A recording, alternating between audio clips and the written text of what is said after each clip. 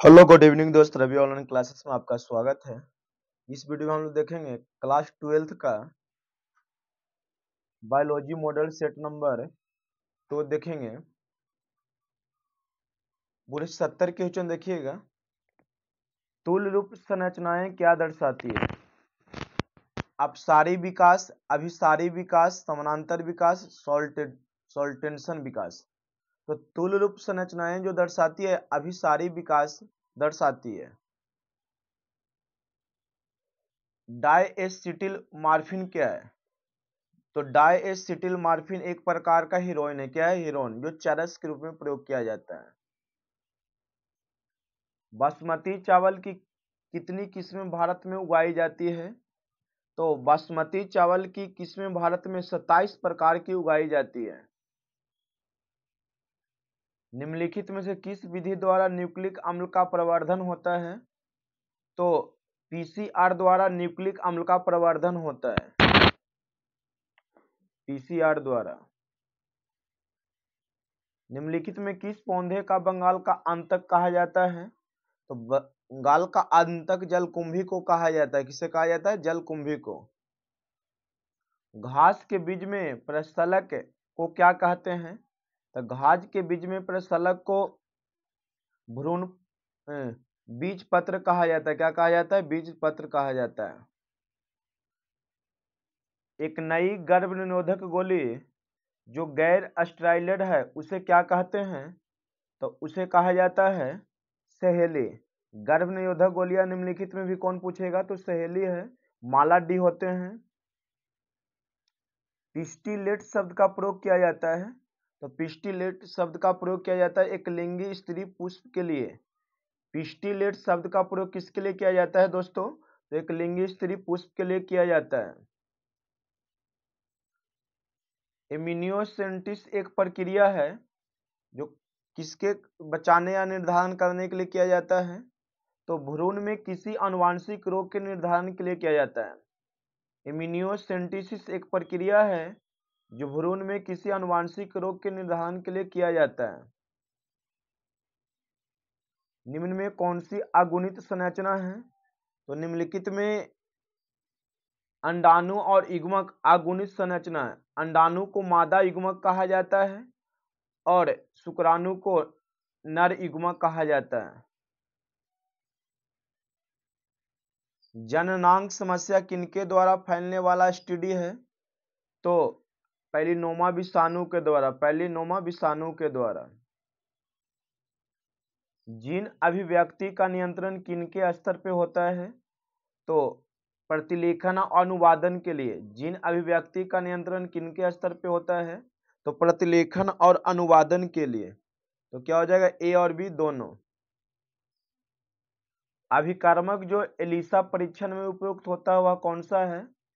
तो वह अभिकर्मक जो एलिसा परीक्षण में प्रयुक्त होता है वह है पेरोक्सीडेज। पेरोक्सीडेज ऑप्शन नंबर क्या हो जाएगा? बी। विभिन्नताएं अर्धसूत्री विभाजन के दौरान उजागर होती है। विभिन्नताएं अर्धसूत्री विभाजन के दौरान उजागर होते हुआ कौन सा होता है दोस्तों? बताइएगा। तो विनिमय के कारण और स्वतंत्र संकलन के कारण। ऑप्शन नंबर क्या हो जाएगा? डी। फोटोकेमिकल स्मॉग में कौन हमेशा उपस्थित रहता है? फोटोकेमिकल स्मॉग में कौन हमेशा उपस्थित रहता है? तो फोटोकेमिकल में हमेशा उपस्थित रहने वाला है ओजोन। क्या रहता है? Ozone, O3। पार्थेनोजेनिस शब्द किसके द्वारा दिया गया था? तो ओवेन के द्वारा दिया गया था। किसके द्वारा? ओवेन के द्वारा। निम्नलिखित में से कौन सा अकार्बनिक पदार्थ का उपयोग करता है? तो स्वयंपोषी है जो अकार्बनिक पदार्थ का उपयोग करता है। मृदु जलीय तालाब में उर्वरक डाले जाने से क्या होगा? यदि मृद जलीय तालाब में उर्वरक डाल दिया जाए तो क्या हो जाएगा? तो मृदलीय तालाब में उर्वरक डालने से संपोषण की क्रिया होगा। क्या होगा? संपोषण की। टाइपेटल कोशिका होती है। टाइपेटल कोशिका कैसी होती है दोस्तों? बताइएगा। अगुणित, त्रिगुणित, द्विगुणित या बहुगुणित? तो टाइपेटल कोशिका जो होता है वो बहुगुणित होता है। कैसा होता है? बहुगुणित। केला उदाहरण है किसका? असंजनन का, बहुभुरंता का, अनिषेक फलन का, अनिषेक जनन का। तो केला उदाहरण है अनिषेक फलन का। किसका? अनिषेक फलन का। खमीर का उपयोग इनकी तैयारी में की जाती है। तो खमीर का उपयोग इथाइल अल्कोहल में की जाती है। किसमें की जाती है? इथाइल अल्कोहल में। मादा मनुष्य के मासिक चक्र को प्रभावित करता है। मादा मनुष्य के मासिक चक्र को प्रभावित करता है। तो केवल एलएच हार्मोन। कौन सा प्रभावित करता है? केवल एलएच हार्मोन। किस ग्रंथि का स्राव शुक्राणुओं को पोषित करता है? तो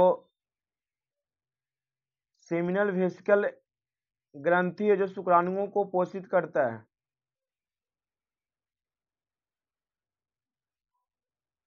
बाह्य निषेचन किसमें होता है दोस्तों?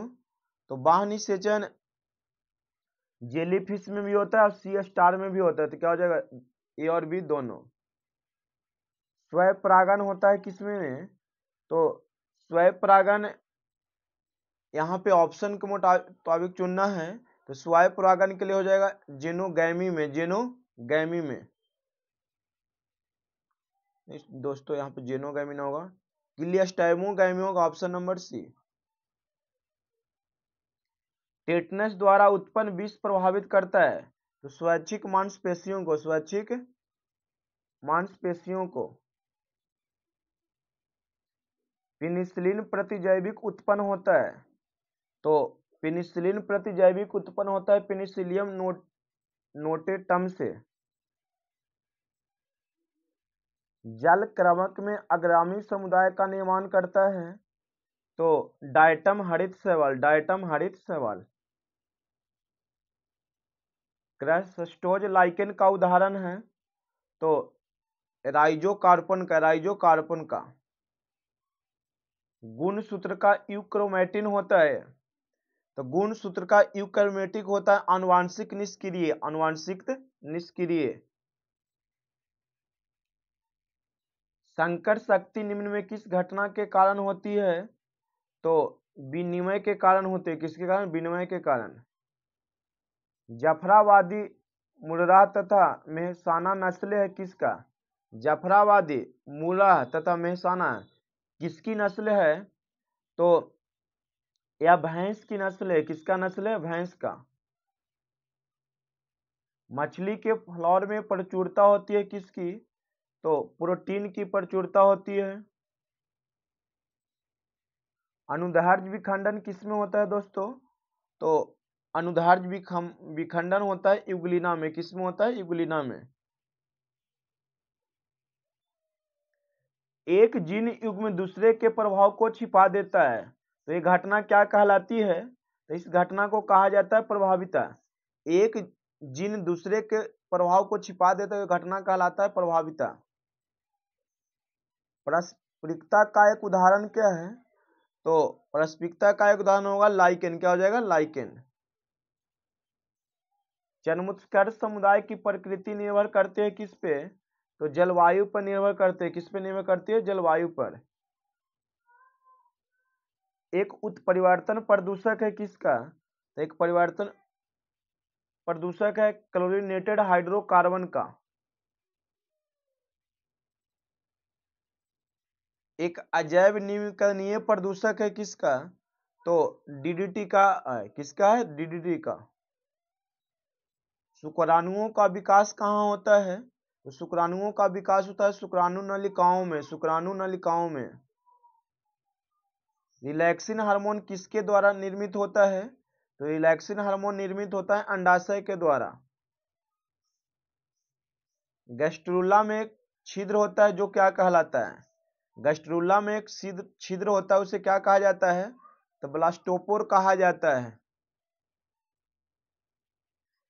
मनुष्य के अग्र अंग तथा पक्षियों के पंख होते हैं कैसा? समरूप, अवशेषी अंग, समजात अंग, समानांतर अंग। तो मनुष्य के अग्र अंग तथा पक्षियों के पंख होते हैं समजात अंग। कैसा होता है? समजात अंग। मछलियों का काल कहलाता है। तो मछलियों का काल कहलाता है डेवोनियम काल। डेवोनियम काल। भ्रूण विकास का नियम किसके द्वारा प्रस्तावित किया गया था? तो भ्रूण विकास का नियम प्रस्तावित किया गया था वॉन बेयर द्वारा। किसके द्वारा? वॉन बेयर द्वारा। उच्च भंडारण प्रोटीन वाला परजीवी कौन सा होता है? तो आलू होता है दोस्तों। डीएनए का 70 डिग्री सेल्सियस पे पिघलना, डीएनए का 70 डिग्री पर पिघलना किस बंधन के टूटने के कारण होता है? तो हाइड्रोजन बंधन के टूटने के कारण। बायोलिस्टिक गन किसके लिए प्रयुक्त होता है? तो बायोलिस्टिक गन पुनर्योजन डीएनए के निर्माण के लिए प्रयुक्त होता है। भारत के प्रसिद्ध जीवाश्म वैज्ञानिक कौन थे? तो बी साहनी भारत के वैज्ञानिक हैं जो जीवाश्म वैज्ञानिक के नाम से प्रसिद्ध थे। कवक कोशिका से डीएनए विलयन करने में कौन सा एंजाइम प्रयुक्त होता है? तो कवक कोशिका से डीएनए विलयन करने में सिटीनेस एंजाइम प्रयुक्त किया जाता है। अंतर्राष्ट्रीय जैव विविधता दिवस कब मनाया जाता है? तो 22 जुलाई को, याद रखिएगा। अंतर्राष्ट्रीय जैव विविधता दिवस कब मनाया जाता है? तो 22 मई को। निम्नांकित में कौन से पौधे प्रजाति लुप्त प्राय सूची में है? मतलब कौन से लुप्त हो चुके हैं दोस्तों? तो निपिथेंस प्रजाति है जो लुप्त प्रजाति है। भारत का राष्ट्रीय जलीय पशु कौन सा है? तो डॉल्फिन। क्या है? डॉल्फिन। निम्नांकित में कौन सा समापन कूट है? तो यूएजी समापन कूट है। प्राकृतिक आवास में जीवों का संरक्षण कहलाता है। तो प्राकृतिक आवास में जीवों का संरक्षण कहलाता है स्वस्थानीय संरक्षण। निष्क्रिय प्रतिरक्षा तंत्र की खोज किसने किया था? तो निष्क्रिय प्रतिरक्षा तंत्र की खोज एमिल वॉन बेहरिंग ने किए थे। प्लाज्मा कोशिका प्राप्त होती है किससे? तो प्लाज्मा कोशिका प्राप्त होता है हेल्पर टी कोशिका से। हेल्पर टी कोशिका से।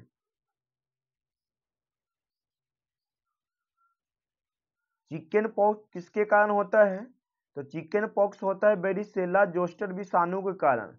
चिकन पॉक्स किसके कारण होता है? तो वेरिसेला जोस्टर विषाणु के कारण। आनुवांशिक अभियांत्रिकी में प्रयुक्त आणविक कैंची कौन सी होता है? आनुवांशिक इंजीनियरिंग में प्रयुक्त आणविक कैंची कौन सा होता है दोस्तों? तो प्रतिबंधन एंडोन्यूक्लियज होता है। प्रतिबंधन एंडोन्यूक्लियज होता है। एक मानव निर्मित एलोपोलियोइड अनाज की फसल क्या है? तो ट्रिटिकाले हो जाएगा। ट्रिटिकाले। निम्नांकित में कौन प्रतिबंधन एंजाइम है? तो हिंद2। क्या हो जाएगा? हिंद2। एक जीन जिसकी अभिव्यक्ति रूपांतरित कोशिका की पहचान करने में मदद करता है वह क्या है? तो वह होता है वर्ण योग चिन्हक।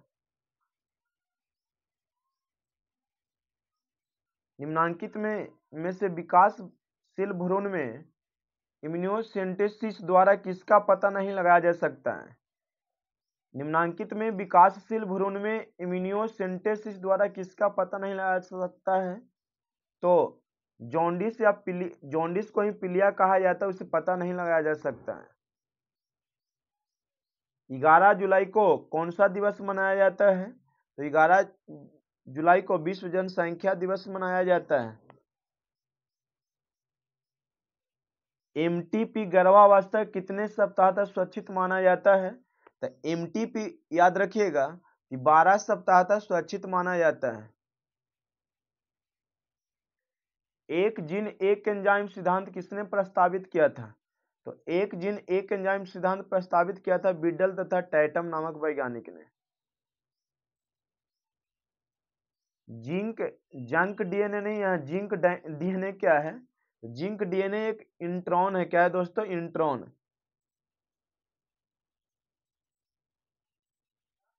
अनुवांशिक कूट होता है तो अनुवांशिक कूट है कॉमा रहित और सर्वव्यापी करके याद रखिएगा। टेस्ट ट्यूब बेबी प्रोग्राम निम्नलिखित में किस तकनीकी का प्रयोग करता है? तो जेफ्ट का मतलब ZIFT का ऑप्शन नंबर डी होगा। न्यूक्लिक अम्ल बहुलक है किसका? तो न्यूक्लिक अम्ल बहुलक है न्यूक्लियोटाइड के, याद रखिएगा। न्यूक्लिक अम्ल बहुलक है किसका? तो न्यूक्लियोटाइड का। होप कि आप ये वीडियो अच्छा लगा होगा दोस्तों। 35 ऑब्जेक्ट ही आपको टिक करना है। टेलीग्राम के लिए आपको सर मैसेज कीजिएगा या आपको लिंक मिल जाएगा, या फिर डिस्क्रिप्शन में जाके ले लीजिएगा 8809 पे, 730111 8809 पे।